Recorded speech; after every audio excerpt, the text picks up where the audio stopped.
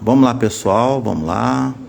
Vamos lá, boa tarde a todos. Então, vamos ver aqui, vamos ver uma dica de como se iniciar a aula do estudo de soluções. O que acontece? Eu me inspirei para poder essa live ter acontecido, então eu me inspirei aqui no livro dos porquês, né? Aqui tá o livro dos porquês, tá aqui dizendo aqui, ó, no livro dos porquês. Então, e o que acontece? O que me chamou a atenção aqui, quando você vai na disciplina de química, existe um assunto que é estudo das soluções, que você aprende sobre conceito de concentração, molaridade, normalidade. Aí você tem princípio da equivalência, equivalente grama. E aí muitas das vezes, um pequeno texto, aqui está esse texto aqui, ó. Num pequeno texto aqui, você encontra em destaque um trecho que diz respeito a um assunto que pode servir como introdução motivacional para você iniciar uma aula, né? Começando a introdução motivacional, lembrando que é da prática para a teoria. Então, o que acontece? Se eu fosse iniciar estudo das soluções com conceitos, aí começa, o que é concentração comum, molaridade, normalidade, pode acontecer de uma turma ou duas ou três turmas não entenderem um assunto que quando você já começa com um conceito. E quando você começa com um assunto numa situação prática, numa situação cotidiana, por exemplo, um dos exemplos de situação cotidiana é que quando eu fiz aqui a leitura, aqui está a pergunta que faz assim, por que a água do mar é salgada? Então, quando se fala assim que a água do mar é salgada, por que essa pergunta? Aí tem aqui a resposta, ó. Então está aqui a resposta aqui, ó, que fala aqui. Então vamos ver o que é. Então ele fala assim, por que a água do mar é salgada? Aí, porque os rios que desembocam no mar levam os sais minerais das rochas e dos solos por onde circularam. Estes sais foram se acumulando nos oceanos durante milhões de anos, né? Tá aqui. Atualmente, aí fala, olha só, então foi isso que chamou a atenção e que me inspirou a implantar, né, a dica de introdução de estudo das soluções. Atualmente, cada litro de água do mar contém 35 gramas de sal. Aí vem a pergunta, e pode às vezes acontecer de um aluno perguntar, mas como é que se pode afirmar que cada litro de água do mar tem 35 gramas, né? Então a gente vai ver isso, vamos ver que existe um pré-requisito que pode estudar junto com o estudo de soluções, no início, né, de como você vai iniciar a aula de estudo de soluções, e usar o pré-requisito, que é os processos físicos de separação, que é um outro assunto de química que é dado, assim, logo, digamos assim, que é um dos primeiros assuntos que é dado quando se vai introduzir uma aula de química, os primeiros assuntos, quando você começa a ter noção de massa, volume, densidade, e existem os processos físicos de separação, que é destilação simples, destilação fracionada, que é cristalização, e que mais? Você tem flotação e ventilação,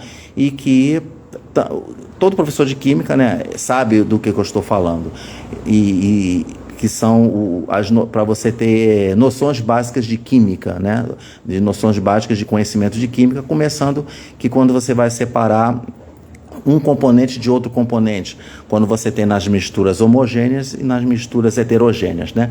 Então vamos lá, vamos ver então aqui como é que é. Então tá aqui, ó, tá lá, ó, espaço docente aprendiz, tá lá, ó, né? Então vamos ver aqui, ó, tá aqui, ó. Então tá aqui, vamos lá então ver.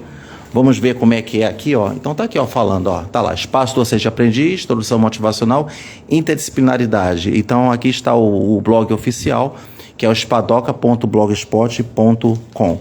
Então vamos lá. Então, uma vez que eu li, já tinha feito a leitura aqui, ó. Eu fiz aqui a leitura, tá aqui, ó, que 1 litro de água do mar. Então vamos lá. Então quando você coloca aqui, ó, vamos ver então como é que é. Então quando você coloca aqui, ó, 1 litro, tá aqui, ó, 1 litro de água do mar. Então tá aqui, ele coloca aqui, ó, 1 litro de água do mar. Tá aqui, ó, 1 litro de água do mar. Pronto. Cada 1 litro de água do mar, cada litro, ele corresponde a 35 gramas. Pronto. Então vamos dizer que você vai lá na praia. Aí digamos que você vai pegar um recipiente. Você pegou aqui um recipiente, tá aqui, ó. Aí você pega aqui o recipiente, tá lá.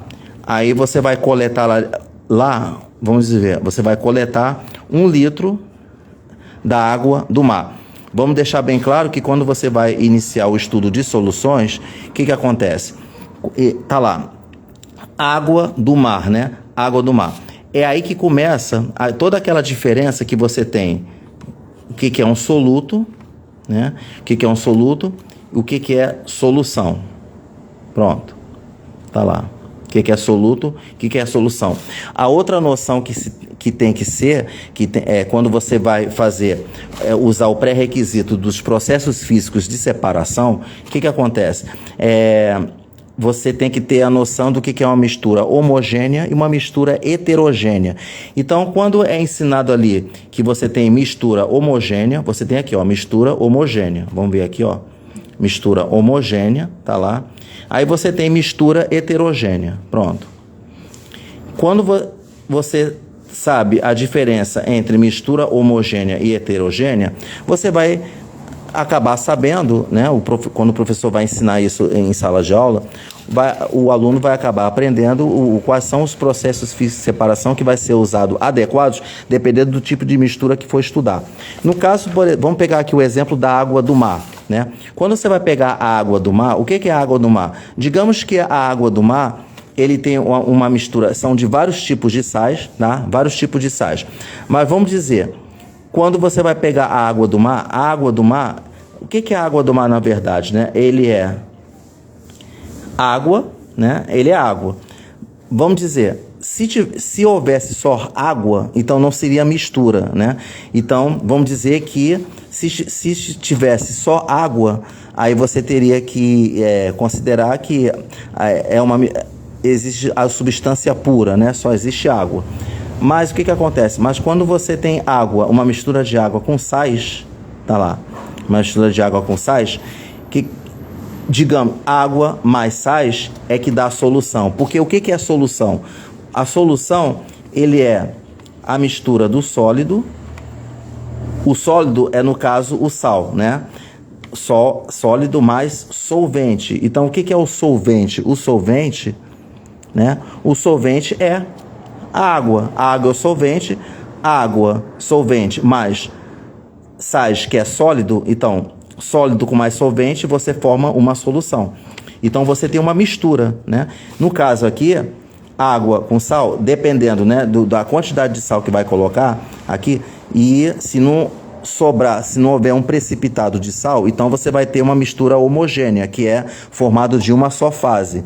Porque você não vai saber quando foi feita uma diluição total, então tá lá, você formou uma mistura homogênea, você não vê mais de uma fase, você vê apenas uma fase, tá lá.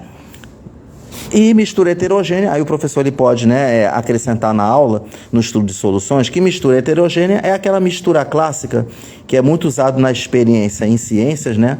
Quando você tem, qual é a mistura, para entender mistura heterogênea? Aquela famosa mistura que quando você coloca água, né?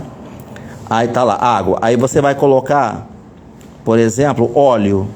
Aí você vai colocar o óleo, pronto. Quando colocou óleo aqui, o que vai acontecer? O óleo ele não se mistura com a água, né? Então, o que vai acontecer? Você vai acabar vendo duas fases, né? Você vai ver o óleo e a água, né? Então, quando você vê duas substâncias, pronto, e quando você consegue enxergar quem é o óleo, quem é a água, então você tem uma mistura heterogênea, né? Então tá lá, tá aí, né? Então, pegamos essa noção aqui, né?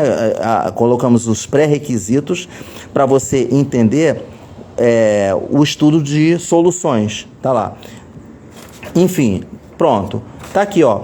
Agora, o que acontece? Vamos então voltar aqui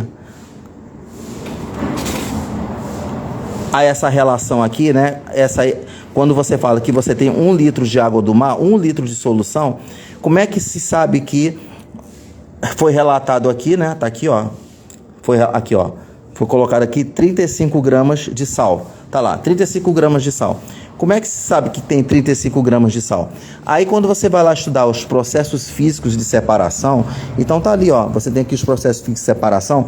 Aqui está um exemplo de tá mostrando aqui essa situação prática aqui, que é dos redemoinhos, que eles são usados, né, que você encontra muito assim em regiões, né,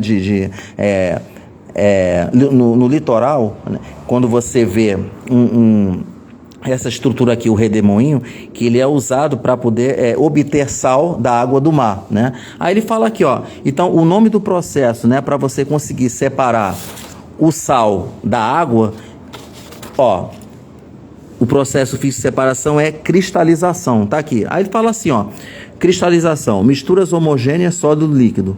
Por este processo é possível separar o cloreto de sódio dissolvido em água, tá lá. Então a eliminação da água é feita por simples evaporação, deixando a solução em repouso por vários dias, por aquecimento ou ainda por diminuição de pressão, né?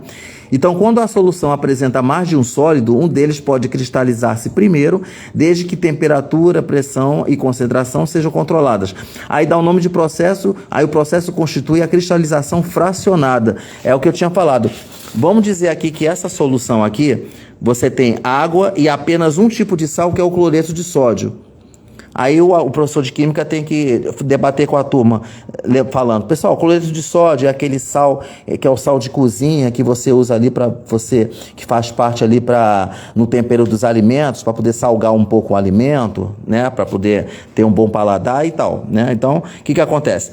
Se tiver só o cloreto de sódio e água, então vai ser feito a separação, pronto, aí você obtém o cloreto de sódio. Mas não é isso que acontece. Quando se usa para separar a água e formar apenas sais, olha só, com a cristalização aqui, né? Aqui obteve o sal, né? Tá lá, pronto. Isso aqui é um exemplo. Aí o que acontece?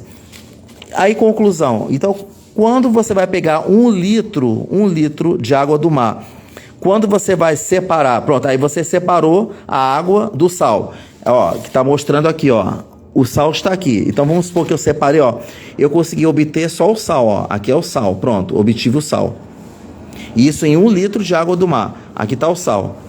Aí, quando você vai pegar esse sal para pesar, você vai ali pesar, né? Tá lá, você vai pesar. Tá aqui, ó.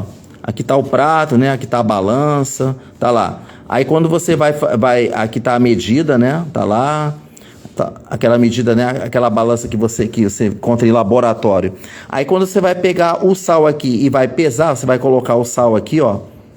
Tá lá. Aí quando você vai pesar esse sal, aí vai indicar quanto? 35 gramas. Pronto. Então é isso que acontece. Então vamos dizer que aqui no livro dos porquês, né? Quando falou que em cada litro de água do mar você tem 35 gramas de sal, então foi obtido, né, o processo de cristalização para poder obter o sal. Pega esse sal já sem a presença da água, né, já o sólido, né, que já está todo seco, que já é só sal, bota para pesar. Tem que dar aproximadamente 35 gramas, digamos assim. Então tá ali, ó, olha só como é que é bacana, tá lá, ó. Aí ele fala assim, ó, o sal de cozinha é obtido da água do mar por um processo de cristalização fracionada em larga escala. É cristalização fracionada porque na água do mar você não encontra só o cloreto de sódio, encontra outros tipos de sais junto com o cloreto de sódio, como o cloreto de potássio, você pode encontrar...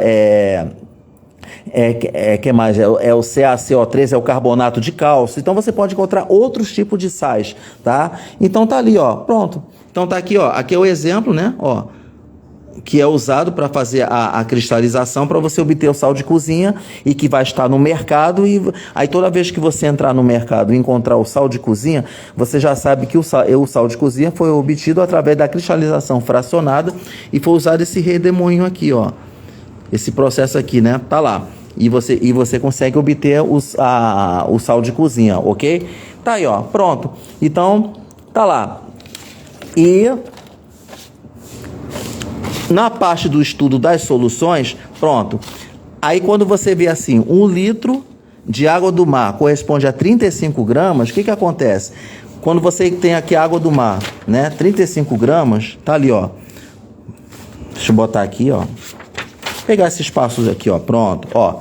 Quando você tem aqui 35 gramas, o que acontece? Ó, tá aqui 35 gramas, ó, 35 gramas, e aqui você tem 1 litro de água do mar, de solução. O que significa? Então, essa relação aqui, que é grama por litro, então você tem a grama por litro, né? Então, um dos primeiros estudos que se faz no estudo das soluções é em relação é chamado de concentração comum. Tá aqui, ó. Tá vendo como é que o professor ele pode iniciar uma aula de estudo de soluções com essa dica aqui que eu estou apresentando? Então, é chamado de concentração comum. Tá lá, ó. Concentração comum. Concentração comum. Então, você tem aqui, representa pela letra C, tá aqui, ó, concentração comum. E você tá lá, 35 gramas por litro. Pronto, tá lá. E com base nisso, né, pronto. Tá aí, né, 35 gramas por litro. Aí o professor depois vai iniciar a teoria, que tem a concentração comum e tem outro tipo de medida de concentração, que aí começa molaridade, né, molaridade, aí você tem normalidade, tá aqui, ó, pronto, normalidade, tá lá, molaridade, normalidade, tá? Então tá aqui, ó, e tem concentração comum. Esse tipo aqui de medida de concentração comum é muito vista em medicamentos, né? Quando você olha a bula de um remédio, lá, você vai encontrar concentrações, concentração comum, porque a unidade é dada por grama por litro. Tem situações que é encontrado gramas por mililitros, aí tem miligramas por mililitros, né? Varia as unidades, né, de grama, né, na parte de unidade de grama, né, e de litro. Pronto. Então tá aqui, ó, 35 gramas por litro. Então isso aqui é uma introdução motivacional, né? O professor de química, ele sabe muito bem do que ele vai fazer, ele já tem um conhecimento teórico para poder... Aí sim, a partir daqui da introdução motivacional, acabou a introdução motivacional, aí começa a aula normalmente, apresentando todas as teorias, ok? Tá certo? Então tá aí. Pronto. Então,